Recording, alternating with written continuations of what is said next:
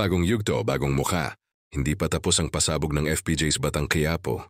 Dahil ayon sa lead star at director na si Coco Martin, mas marami pang bagong karakter at fresh faces ang makikita sa susunod na mga episodes.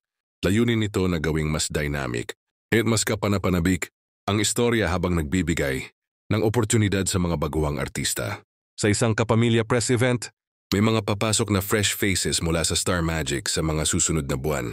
Gusto daw kasi ni Coco ay mga baguhang artista. Nais kasi ng aktor na mabigyan ng pagkakataon ng mga bagong talento at magbukas ng pinto para sa kanila at makilala. Dagdag niya, mahalaga na maipakita ang talento ng mga baguhan sa primetime dahil dito sila mas mapapansin ng publiko. Ayon sa production team, inaasahan na mas magiging intense ang labanan at mas emosyonal ang bawat eksena dahil sa interplay ng old and new characters.